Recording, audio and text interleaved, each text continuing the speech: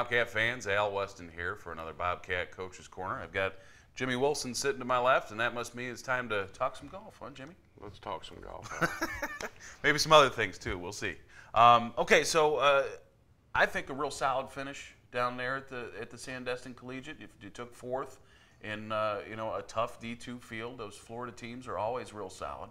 How'd you feel the team performed this week? We got better with every round. First round was going to be a solid round. We played our 18th hole 7 over par. So you take those 7 away, we shoot 291, and we probably finished second in the tournament. There you go. Taking a look at that, I guess maybe a bit more specifically, a couple of times this fall, that first round has bitten us a little bit. Mm-hmm. You do have that practice round, of course, the day before, and what do you think those characteristics are? Is it just having so many fresh faces and guys playing in their first collegiate tournaments? I want to think that's what it is.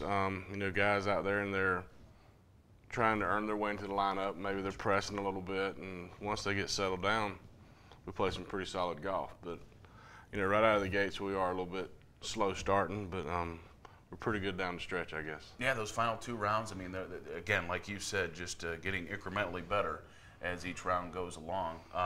Now, to take a look at the tournament more specifically, how was the course? Did it play pretty true? I mean, did you have any bad weather or anything like that? No, it was perfect. Golf course was perfect. Weather was perfect. Last year we played well the first 2 rounds down there, and then sort of had a hiccup the 3rd round, so we did it in reverse this year. Okay. Going back to that about the players' first rounds or whatever, I've been, as we talked about before, flip-flopping the lineup. Right. And it's hard for a kid to get any type of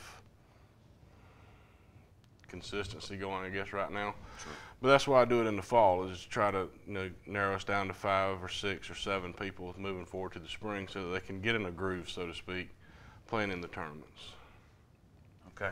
Well, looking at the results from that tournament, you got another great finish from Patrick Garrett, a top 10 finish, I believe, and it appears as though he's going to be a guy that you can count on pretty much tournament in, tournament out, huh?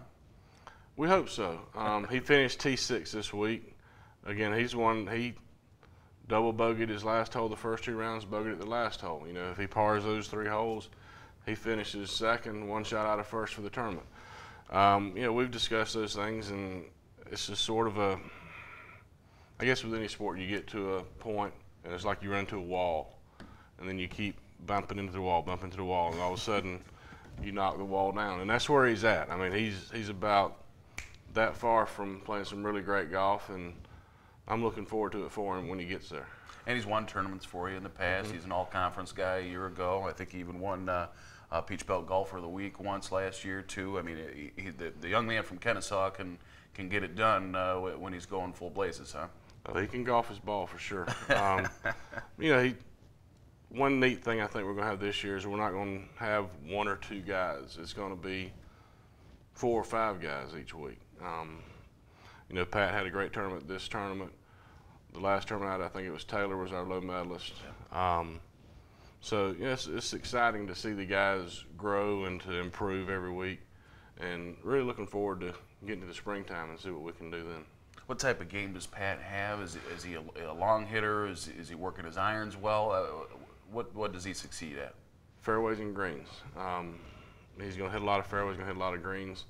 If we can get him a little more aggressive on the greens putting, that's when he's going to bust through that wall and shoot some really low scores for us. Hits the ball as solidly as anybody out there, and putts it pretty good. He just, for whatever reason, he's putting with a protective mind, I guess, instead of being more aggressive. And it's hard to change that mindset, but once we can get him to be a little more aggressive on the greens, I think we're going to see some great things from him. And second on the team this week was Jeff Reeves, a guy that we haven't seen for a couple of years. An interesting story is Jeff and his first tournament in about 3.5 years, something like that for you, as he took a little bit of time off from golf. And tell us a little bit about Jeff and maybe his game. Yeah, a blast from the past. Jeff came in 4 years ago with Joe Young and Billy Sheeta. Thought we had quite a threesome there when we brought him in as freshmen. Jeff had played, I guess, a little more junior golf, or a lot more junior golf than those 2 guys had. And I think he just got to a point where he wasn't enjoying it as much. He asked to leave the team the spring of his freshman year. We've kept in touch. He left on good terms. We've talked a lot through the years. Came to me this summer, said, you know, I think I want to try it. I want to give it another try. Will you let me give it another try? And I'm like, sure. You know, let's go for it and see what happens. And Jeff is a guy that, personality-wise, on the team, he can just keep everybody loose. He's just, you know, free-spirited. And he's a fun guy to be around. Could you use goofball? Would that apply in this case? Upon occasion, yes, you can call him a goofball. Yeah. I've only had a couple of conversations with Jeff, and actually just you know, a longer one earlier this week when our student newspaper was interested in interviewing him, and I got that vibe off him that he's just a pleasant guy and a happy guy. It seems as though you know, not too much going wrong in Jeff's life on a regular day-to-day basis, huh? No, he's, you know, over a 3.0 student. Cool. And he just enjoys life. Yeah, he's a great guy. I've never run into a golfer here, you know, a Bobcat Nation that has ever had a bad personality. I think that must be part of your recruiting process is to bring in some guys that you know, are just, you know, genuine good guys and work well together. I think as a rule, kids growing up playing golf in country clubs or public golf courses, they interact a lot more with adults than, say, a football player, basketball player, whatever. And through the more interaction with the adults, they're forced, if you will, to grow up a little bit quicker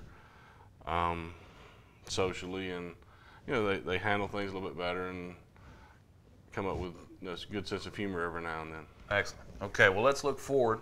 Next week we got the Aflac Cougar Invite out there at Columbus State. Another great course. You play a heck of them, and I'm sure that's part of the recruiting process for you too, is to show folks how many great courses you play. But who we taking out there, and what do you expect out of that tournament? All right, we're going to take Taylor this week. Gave him a week off last week.